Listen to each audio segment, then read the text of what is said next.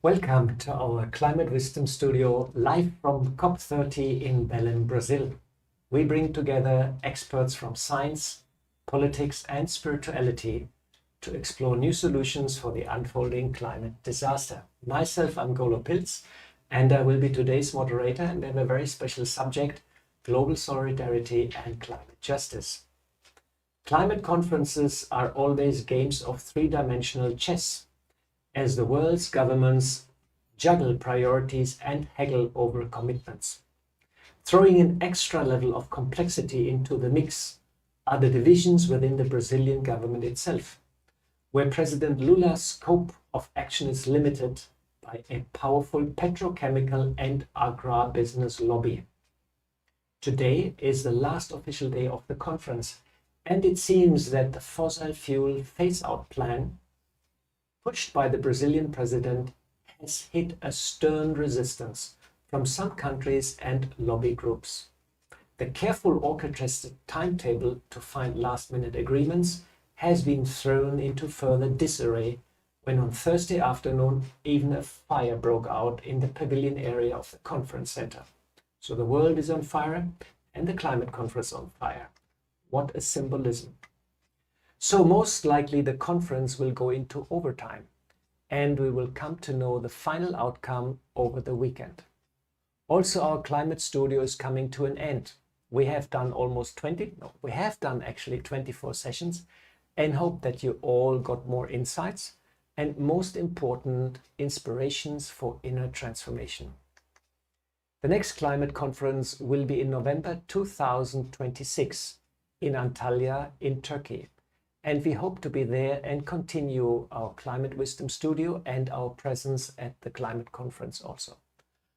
Today, I'm glad to have two experts with me, and hope they will share their insights on the conference. Today's topic is integrating ethics, science and innovation for climate resilience. We have with us Dr. Vibha Dhawan. Welcome, Vibha. You are the Director General of the renowned Energy and Resource Institute in Delhi, and you are driven by a deep academic and research interest and have authored 6 books and over 50 publications. You won many awards and your leadership and engagement is widely acknowledged. Welcome to our studio. Thank you. Thank you for having me here. And with us is also Sister Jayanti. You are the additional administrative head of the Brahma Kumaris and a globally known spiritual leader. The Brahma Kumaris operates more than 8,500 centers worldwide and is accredited to the UNFCCC since 2009. Sister Jayanti has also since then at almost all climate conferences, and you are also the head of the Brahma Kumaris delegation at this climate conference. Welcome, Sister Jayanti. Thank you.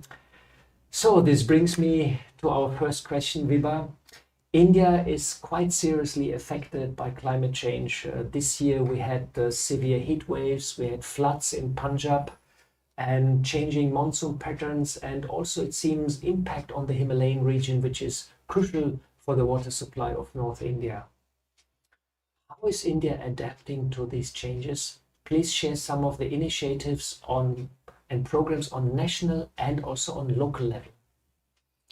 See, when we talk of country, it's like India, and I'll say many more, which are already has challenge of survival, even I'll put it that way, whether it's in terms of food security or climate security and so on.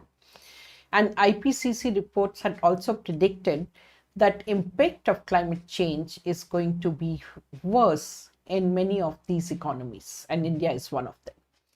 Now that puts us, because if we see India, perhaps it's a planet in itself, because we are so diverse. We have mountains on one hand, we have plains, different agroclimatic zones and so on. And also other challenges in each of the region, because if we look at Himalayas and the flash floods, which have impacted us this year, rather it's the entire village being wiped off in few minutes. And the problem becomes that so are our action plans. So it cannot be done at the central level. It has to be done at state level. And that is what is the state action plans. So they come out with what should they be doing in near future. Like if I take example, and you mentioned about Himalayas, so there are very many problems, and those start with the melting of glaciers. And in fact, last year when I saw Himalayas from mountain view, a aircraft which takes you to all the Himalayan range, my impression of Himalayas was totally changed, because I always thought that those are snow-covered peaks, but today it looks like Black Mountain because the glaciers have already melted. So that calls for immediate attention, and that's where TERI has also now set up in association with ECMOD and Guwahati University and Balipara Foundation Center for Himalayan Studies, so which concentrates on problems related to Himalayas. Guwahati, what kind of, because they also have droughts and floods, so early warning signals for floods so that they are better prepared. Punjab, so they have to, right in the beginning, they have to see what kind of rainfall is expected. So what kind of crops should they be growing? That's how advisories are issued to the farmers. So it is right from short-term, long-term plans that are being implemented by various states, depending on what kind of challenge they face. And also, I would like to mention, we are also doing climate modeling. So climate modeling essentially tells you what is going to happen this year, next year, 5 years, 10 years down the line. And that also helps you planning for risks, like where should your infrastructure be set up, because you can't afford to lose it in 20 years, 30 years. So, and that is associated with energy modeling. So you look into what are going to be my energy demands. So that in a way dictates what kind of renewable I need to go for. Why should I make those investments? And with those two, you also have some indication of health impacts, because impact of climate change on health is something which is ignored at the moment, but very important. But all those things, all those zigzag puzzles we are coming together. You just said it, a zigzag puzzle. It's pretty complex, and probably you need a computer modeling to sort of bring all these different factors together and get actually a picture what has to be done, because one affects the other and vice versa. Absolutely. Yeah. I heard in India also there's a big push to replace wheat with millet, because millet, I think Prime Minister has introduced millet in a big way, because millet is more drought resistant, more heat resistant, and is a very traditional old crop in India actually. Yeah, millets are very good for nutritional security, but it has its own challenges as well, because what happens is we are used to eating wheat flour, and one good thing about wheat flour is its shelf life. In case of millets, the shelf life is a couple of weeks to a month. So it becomes very difficult that you are getting it grinded on weekly intervals. So that's one thing. And also in terms of digestibility, otherwise also we are talking about maximum replacement by 30%. It's not 100% replacement. Okay, I didn't know that. Thanks very much for sharing. So it's good to hear that the Indian government is doing something, the states are doing something, municipalities probably doing, local authorities are doing something, and they prepare plans for the changes in India. In fact, let me tell you one more thing, because challenge is that first of all, it should be nutritional food to be produced at an affordable price, so that that becomes the selling price and you and I can afford buying food. And therefore, there is another program of carbon credits. Let farmer also grows trees around the boundary of his farm. So that gives him carbon credits, fresh air, and returns from the tree. So that's another thing which has been introduced. Probably also an old tradition in India to have trees. Absolutely. We worship trees. We always worship trees. Thanks very much for sharing all these good initiatives to prepare for the changing climate in India. Sister Jayanti, this brings me to other question to you, but also related somehow. There's a famous pop song. It's called "It's a Man's World" by James Brown. It's song, and the lyrics is quite revealing. Man invented all modern gadgets, but without woman it would be nothing. Nothing, not one little thing, and he is lost in the wilderness. He's lost in bitterness. He's totally lost. So that's a very interesting pop song, which often is even played nowadays again. And you are one of the heads of an international women's organization, a spiritual women's organization, which is very unusual, I would say. And men dominate politics and industry. Women seems to be more open to spirituality and readier also for the needed shift in lifestyle. Is humanity lost if we not bring women forward? In China, they say that the sky is held up with two hands, half women, half men. And so we need both together. It's not one or the other, but it's both together. And so when Brahma Baba had his vision of a better world, he could see that the need was for equality and justice. And he looked around, and he was in Sindh, in Hyderabad, and he could see that the greatest inequality and injustice was against women. So he created a situation by constitution. The Brahma Kumaris have women as leaders, but you're part of the organization, so you're very much on the other side, but we work together. And that happens also in the leadership. The main person is always, the head is always a woman, but within our leadership committee, we also have very capable men. But yes, the feminine qualities of love and compassion are the things that are needed. And women don't have exclusive rights over those. I'm thinking about someone like Mahatma Gandhi, powerful, but yet very compassionate. And so these are qualities that we all have, but we need to develop, because it's a world in which there's a huge amount of violence. The situation of the environment is a direct consequence of the violence against nature. And so whether it's violence from men or violence from women, all of us together have been exploiting nature and Mother Earth. And so it's time now to rebalance, and not just the gender story, but also our relationship with matter, with nature, with the animal kingdom, with the plant kingdom. And so I think that bringing in love and compassion is the important factor today. Wonderful. Thanks for sharing. That brings me back to you, Vibha. Right now, I'm not sure, but it is said with the NDCs, the National Determined Contributions, we're heading for somewhere like 2.5, 2.7 degrees, which is very bad for the planet. So you're at the forefront of climate research, and you know the latest updates and all that. And we actually know intellectually all what has to be done. Science is pretty clear, the plans are laid out, and we have to phase out fossil fuels, go to renewable and all this kind of things.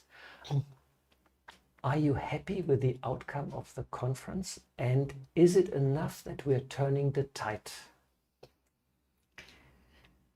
Very difficult question to answer, for the simple reason, COP, we started its 30th edition this year. And it was basically that let's look into in totality where the world is going towards. It goes without saying that what we are finding today is quite a bit due to industrialization. And it's the developed part of the world which has caused it. I won't say they are to be blamed, because they use best of the technologies available, and they are also sharing the results of the technology with each one of us. Now, what they now need to realize is that we only have one planet to live in. And therefore, if they don't make investments the way they do for themselves, and if the emissions come from the developing part of the world, they are also going to get hurt. Could we stop COVID in any one country? The answer is no. Air doesn't have any boundaries, so it's also going to hit them in years to come. But unfortunately, they are neither ready to share technologies, because it's all IP protected, nor they are willing to put in money which is required. Now, what is happening in our countries, and I must compliment Indian government, because their commitments, whether they are talking of renewables, moving into EV, so they are ahead of their time, whether biofuels, and they have also set up International Solar Alliance. I think we reached now 50% exactly in India renewable energy. Yeah, 2030 target we have already met. So that is, so therefore we are ahead of the curve. And also one good point is that the curve, the way we were going up in terms of emissions was like this. Now it has slightly slowed down, so which is good point. it's also realization at the country level, whether it is corporates, whether it's general citizens like you and I, we are also conscious why people are moving towards EV vehicles. It's largely because they feel that emissions must be reduced. So that awareness of, you don't have to tell anyone climate change is serious, but then where is the money? If I have to put solar, government is giving subsidies, but I still may not be able to afford it. So that is where the role of developed world becomes important. Give us loan. I'm not saying give us money. I'm saying give us loan at least at the same rate at which you're giving to your own fellow citizens. Take it back. We will save and give it to you, but save the planet. That is not happening. So the money is not there. Money is not there. I think in Baku there was a roadmap also, Baku to Belém, and I think $300 billion has been agreed. But already in Baku, organizations were asking, and scientists said $1.3 trillion is maybe being needed. And of course, money and NDCs and everything is interconnected. If the money is not there, others will not like to come up with their NDCs also. So are you happy with the outcome of the conference? Sort of, not well, so we are really? waiting. It's not the final outcome. Okay. Hasn't come. So Yeah. I'm still hopeful something positive will be there. But what we have noticed till today is not very encouraging. Yeah. And also, even I'll say absence, and I don't blame them, because if I look at the geopolitical problems, you only have limited money. So whether you spend it on war, and which further, because it is disintegrating, or it's fractured universe now. So whether you spend your money there in destruction or you use it for creative purposes. So unfortunately, we are not using our monies properly. And for us also, like, we are also impacted. Every country is impacted what is happening geopolitically. And therefore, for them to release their NDCs or working on it becomes little tougher, because they have to see what is going to happen, because for them there are other priorities like food security. They have to ensure that the citizens have enough to eat and other infrastructure development. So therefore, the renewables or the climate change, which is very important, they are doing it, but they could have also done it better if there was lots of money available and commitments. So let us see. I'm sure the next 2 days will be very tough for the delegates, because they will probably work overnight. Absolutely. And everybody's aware about the dramatic situation, because the news which are coming in are quite dramatic. So let's see if there's enough of mutirão, I mean, the Brazilians use that concept from the indigenous community coming together and jointly resolve a task. Let's hope this idea of mutirão is strong enough to bring at least some good compromise where everybody can live with. Absolutely. Thanks very much for sharing, Vibha. Jayanti, when this conference is coming to an end, and likely by Sunday, we come to know the outcome. And can you share some special moments at the climate conference, and what gives you hope for the future?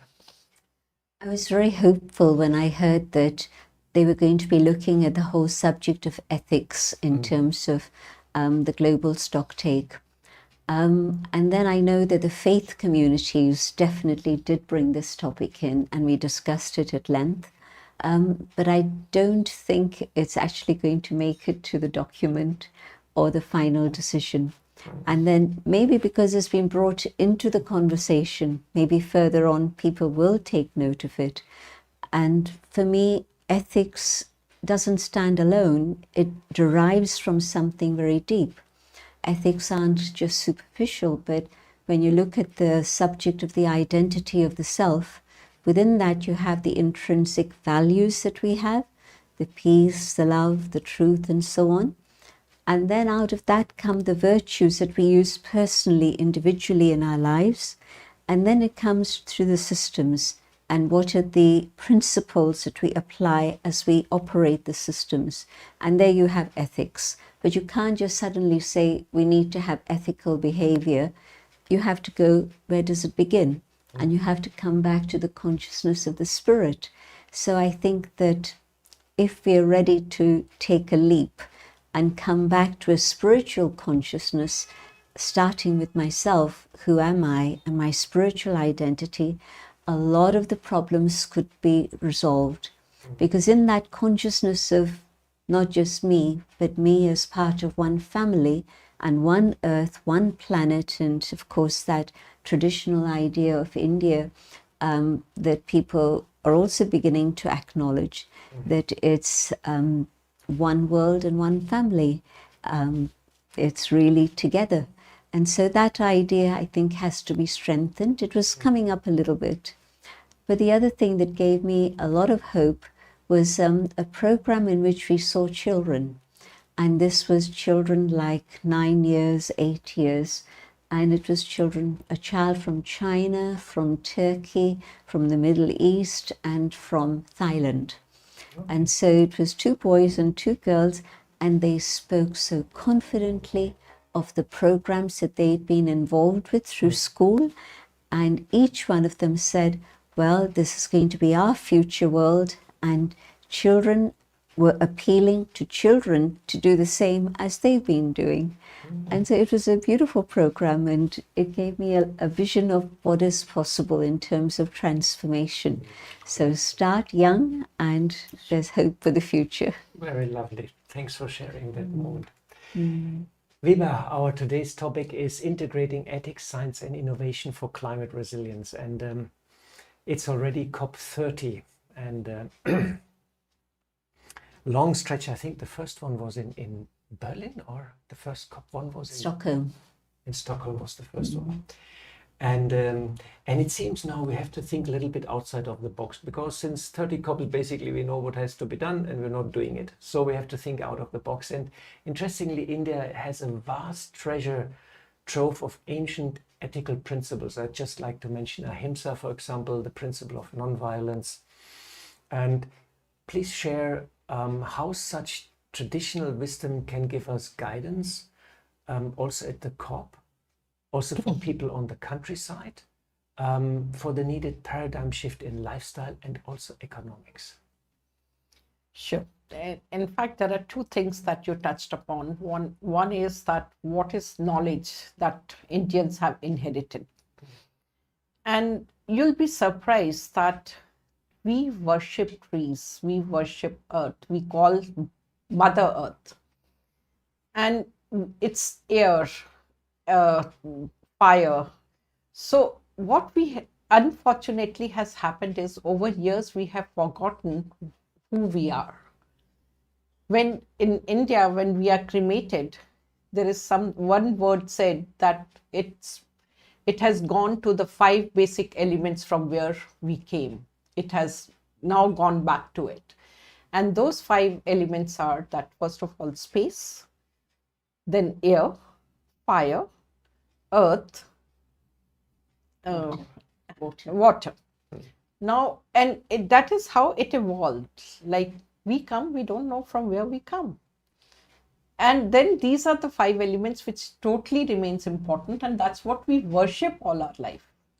And therefore, in our tradition, like if you follow our tradition, it is we are doing yajna, where it is fire, we give ahuti, we are giving it back in a way. Water, like trees, and there is people won't even let you cut trees in certain tradition. There was one movement called Chipko movement, where the ladies, they just stuck to the tree. They said you can't cut it. So that is what we do. And as I said, we have forgotten. In recent past, it's more of a rat race. How much money can I make? What kind of luxury items I can buy, rather than looking into what it's costing me. When I want to buy something, I look at the price tag. Do I have enough money in my purse? And not look into what is the carbon footprint of this. And for that, Government of India had started Mission Life. And Mission Life basically it's an awareness every citizen should have. I should know what is my carbon footprint. And therefore, I should realize at the end of the day, if I put my entire day's details, if I have driven car, have I used public transport, have I brought anything, what kind of AC temperature I'm maintaining, what is my electricity bill.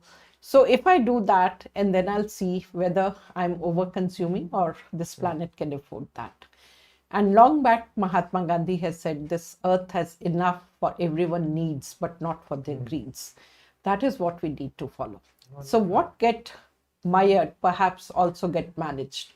And that is what mission life is. So you have to know your own footprint. I simply can't say all the time and feel happy with the data that India is amongst the nations where per capita consumption of electricity is low. It's low because people don't have access or affordability. But then if I start following the pattern of Western world, then tomorrow India will be in a deep soup. Everyone have aspirations, similar aspirations, and we can't afford it. So therefore, even everyone who can afford also has to become conscious today. And that is what we are trying to convince. And I'll also like to mention that, as Sister Jayanti mentioned about, that children are the best communicators. And to bring awareness amongst them, there are a number of competitions, like TERI does one, which is called Terra Green. So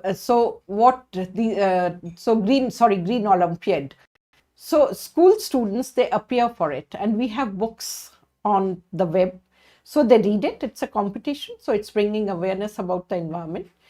And thereafter, they appear in exams. They get certificates and awards of various kinds, which is very encouraging. And it has reach of over 400,000 students each year. And so that is good. And there are other organizations. ISKCON is doing one. So they are doing at different levels. And I'm sure in years it's going to improve. Okay. And children are already changing.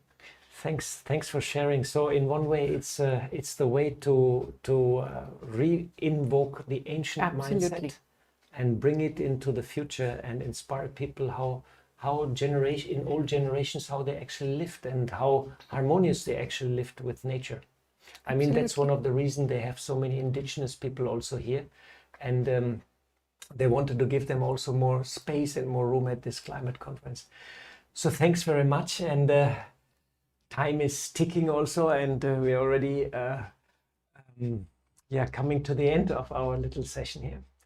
And I would like Sister Jayanti to do a meditation with us where we bring ethics, science, innovation, ancient mindset, tradition, where we bring all that under one umbrella and project a beautiful future, a bright future also for our youngsters. Let's go on an inner journey, because I think that the answers lie within. All the problems are out there that we've created, but when we go inside, we find those qualities that we need to bring about transformation.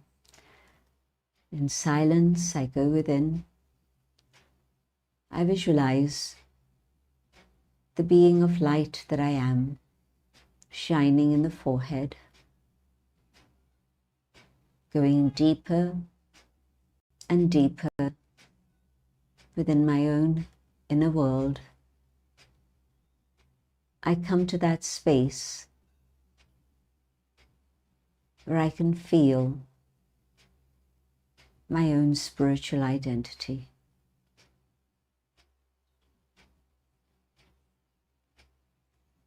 And in the subconsciousness of the inner being, I can sense the presence of the divine and the battery of the soul that has been discharged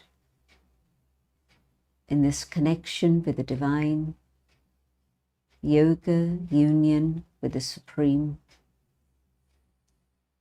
Be able to recharge our own inner battery.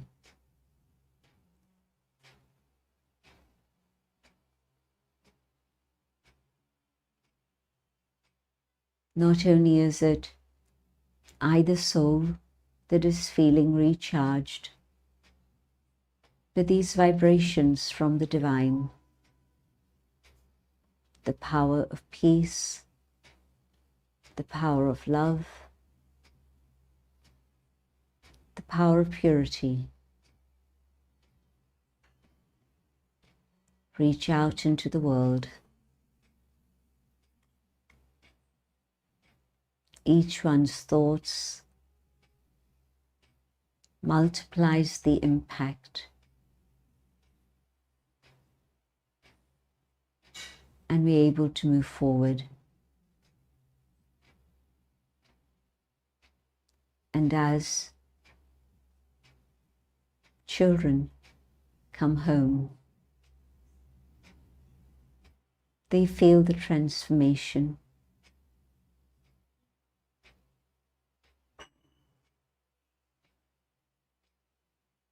The vibrations of love, of peace, inspire them. And these vibrations reach out to the human family. Vasudeva Kutumbakam becomes a reality. One world, one earth, one family, one future. And these vibrations reach not only the human kingdom, but all forms of life.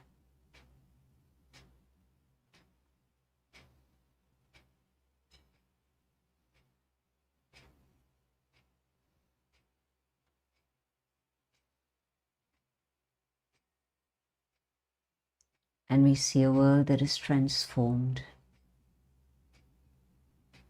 filled with light and love.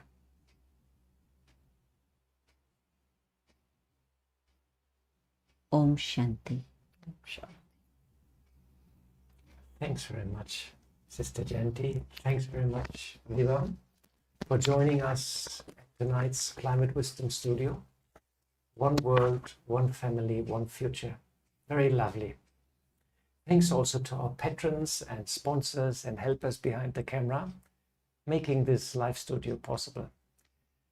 You can watch all the sessions of Climate Wisdom Studio on our webpage, echo.brahmakumaris.org/live. You will find all the informations. Last not least, thanks very much to you, our global audience, for staying with us. And goodbye from the COP30 in Belém. And I'm sure in the next days you will hear all the outcome of the conference, and hope to see you also in the future for the next sessions of Climate Wisdom Studio in Antalya in Turkey next year. Bye-bye.